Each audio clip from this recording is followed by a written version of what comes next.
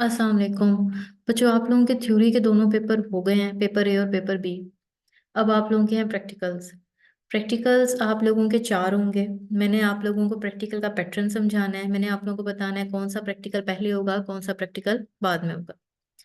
First year में total चार practicals हैं। टोटल सब्जेक्ट्स तो छः हैं, लेकिन उनको इस पैटर्न में लिया जाता है पेपर्स को कि टोटल पेपर्स जो होते हैं वो प्रैक्टिकल के चार होते हैं।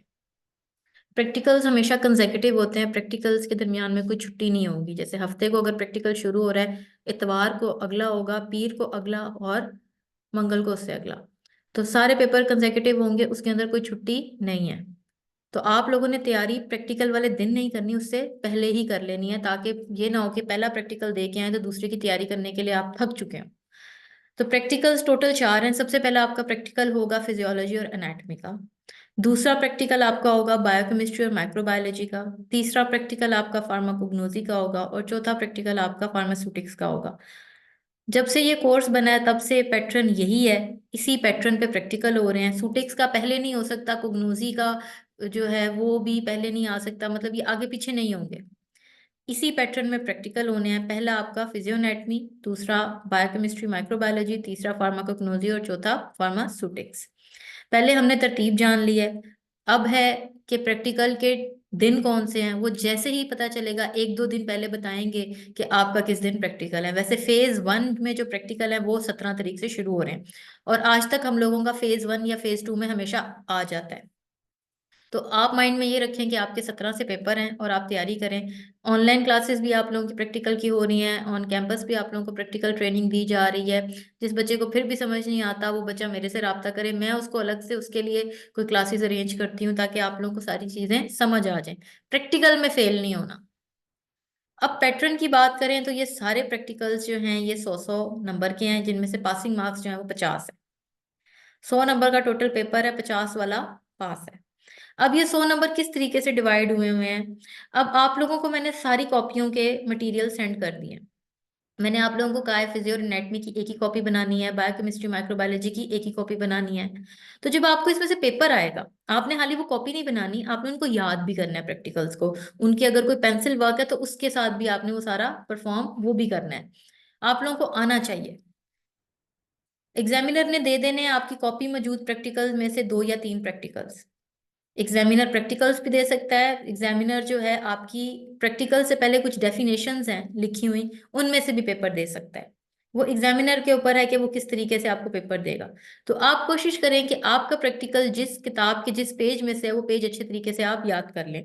जैसे फिजियोलॉजी के सारे प्रैक्टिकल्स पे चैप्टर नंबर 3 में से हैं, तो आप चैप्टर नंबर 3 को अच्छे तरीके से याद करके आए। आपको कोई दो या तीन प्रैक्टिकल या कोई थ्योरी का क्वेश्चन या कोई शॉर्ट क्वेश्चन उसने दे देना है। उसी हिसाब से 35 से 40 नंबर या 30 से 40 नंबर उसने उसके लगा देने हैं। ये आपको जुबानी लिखने के लिए आएगा। इसके लिए उसने आपको टाइम, कोई एग्जामिनर 15 मिनट देता है अगर उसने थोड़ा दिया है, कोई एग्जामिनर 20 मिनट देता है, कोई एग्जामिनर 25 मिनट देता है।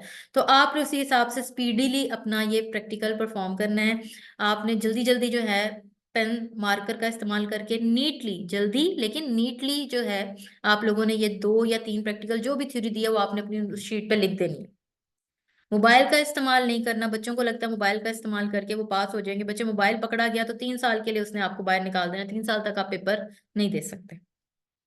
ये टाइम जब आपका खत्म होगा, आपने अपनी इसमें ये ध्यान रखना है कि आपने सारे प्रैक्टिकल लिखने हैं। दो दिए हैं, तीन दिए हैं, चार दिए हैं, चार तक तो नहीं, दो प्रैक्टिकल दिए हैं, एक प्रैक्टिकल दिया है, शॉर्ट क्वेश्चन दिए हैं, जो भी लिखना है आपने सारा परफॉर्म करना है, एक भी चीज नहीं छोड़नी। इसके बाद बच्चों आता है, उसमें आपने अटेंडेंस भी जरूर लगानी है। अपनी शीट के ऊपर जो सीरियल नंबर लिखा होता है वो भी आपने लिखना है, अटेंडेंस नहीं छोड़नी। ये ना हो कि आप पेपर दे भी जाओ और आपका पेपर काउंट ही ना हो।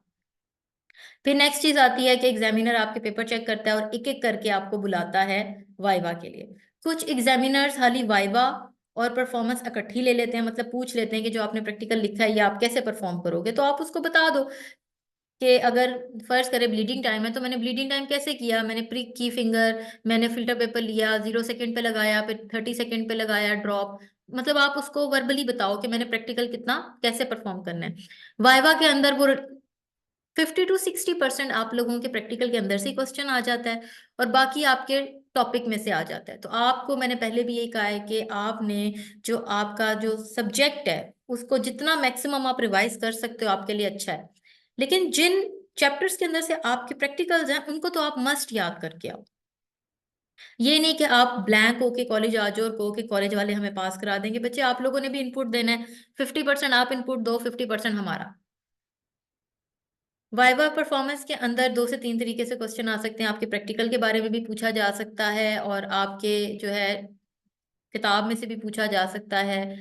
जब बच्चा बिल्कुल ही कुछ नहीं बोलता तो फिर एग्जामिनर यहाँ तक कह देता है कि जो आता है बेटा सुना दो। तो आपने कुछ ना कुछ याद करके आना है, लेकिन आपने इसमें ये नहीं करना कि मैं सिर्फ और सिर्फ कुछ याद करके चला जाऊं। अपनी कोशिश आपने करनी है कि आपने जितना थ्योरेटिकल टाइम पे सारा चैप्टर सारी किताब याद की थी उतनी ही याद करके आए, उससे कम नहीं। बच्चे प्रैक्टिकल कॉपी का मैंने आप लोगों को डाटा भेजा हुआ है और मैंने आप लोगों को कॉपी भी भेजी है कि इस कॉपी में बनाना है। जो बच्चे उस तरह की कॉपी नहीं बनाएंगे, एग्जामिनर बेवकूफ नहीं है, वो पीएचडी प्रोफेसर आता है हमेशा। उसको पता है कि ये बच्चे ने बाजार से कॉपी खरीदी है, कॉलेज वालों से इसने जो है कॉलेज के पैटर्न पे इसकी कॉपी नहीं बनी हुई, वो आपको नंबर नहीं देगा। या तो समटाइम वो कॉपी फाड़ देते हैं, या तो फिर जो है वो आपको कहते हैं इसको ले जाएं, दफा हो जाए यहाँ से। इस तरह के अल्फाज का भी इस्तेमाल होता है। ये मेरे प्रीवियस एक्सपीरियंसेस रह चुके हैं। आप लोगों ने वैसी ही कॉपी बनानी है जैसी जो है आप लोगों को मैंने सेंड की है। आप कोई एक्स्ट्रा चीज लिखेंगे तो वो उसका एक्स्ट्रा सवाल हो जाएगा। आपने किसी और कॉलेज की भी नहीं बनानी। आपने अगर बाहर से बनी बनाई ली है, जैसे आपने उर्दू बाजार गया आपने वहां से बनी बनाई पकड़ ली, तो उसमें आप लोगों ने इंडेक्स चेक करना है कि जो मैंने आपको प्रैक्टिकल भेजे हैं सेम इंडेक्स वही होना चाहिए। ना एक ज्यादा प्रैक्टिकल ना एक कम प्रैक्टिकल। प्रैक्टिकल कॉपी इतनी खूबसूरत बनाएं कि आपको इसमें से 10 में से 10 नंबर मिले। उसको कवर करें, उसके ऊपर लेबल लगाएं, उसके ऊपर आप लोगों ने तस्वीरें लगानी है, उसके ऊपर पेंसिल वर्क करें, खूबसूरत तरीन प्रैक्टिकल कॉपी बनाएं। ये जो बच्चे बने बनाए कॉपियां लेके आएंगे ना, अगर मुझे खुद नजर आएगी मैंने खुद फाड़ देनी है, एग्जामिनर तक पहुंचने नहीं देनी उसकी कॉपी। क्योंकि अगर आपने 10 में से 0 लेना है तो फायदा कोई नहीं। जिसमें आप 10 में से 10 ले सकते हो उसमें आप 10 में से 0 क्यों ले रहे हो? अपनी ही बेवकूफी की वजह से। लास्ट में रह जाते हैं इंटरनल एग्जामिनर। मैंने खुद आप लोगों को आप लोगों की एकेडमिक परफॉर्मेंसेस की बेस के ऊपर 5 से 10 नंबर मेरे पास होते हैं, वो मैंने आपको देने होते हैं। तो इस तरीके से सारे मिलाकर आप लोगों के 100 नंबर अगर में से 50 आ जाएंगे तो आप पास हो जाएंगे। अब मेन चीज आती है आप लोगों ने किस पे मेहनत करनी है। एक तो आपकी सबसे पहले अभी मेहनत आपकी प्रैक्टिकल कॉपी। दूसरी जो आप प्रैक्टिकल कॉपी में लिख रहे हो वो आप अच्छे तरीके से याद करो। अच्छे तरीके से बच्चे अगर आप याद करोगे और ये पूरे पोर्शन के अंदर से आप पास हो जाओगे तो आप पेपर में पास हो। वाइवा में उसने आपसे किए 3 सवाल, आपको 2 नहीं आए, 1 आया। यकीन करें अगर आपका ये 100% होगा तो आप पास हो जाएंगे।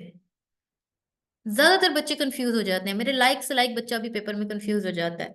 तो वो फेल तो नहीं होता, क्यों? क्योंकि उसका ये जो ये पोर्शन होता है रिटर्न एग्जाम का, वो उसने बड़ा अच्छा किया होता है। तो एग्जामिनर को रिटर्न पढ़ के ही जो है पता चल जाता है कि इस बच्चे ने कितनी मेहनत की है। तो अगर वो वाइवा में कुछ नहीं भी बोल रहा तो उसको जो है वो इस चीज के ऊपर कोई ऑब्जेक्शन नहीं लगाता, उसको पता है बच्चे नर्वस हो जाते हैं। तो बच्चे आप लोगों ने इस तरीके से तैयारी करनी है। और उसके अलावा आपको प्रैक्टिकल्स करवाए जा रहे हैं। कोई सवाल है, कोई चीज समझ नहीं आ रही, आपने मेरे से पूछना है।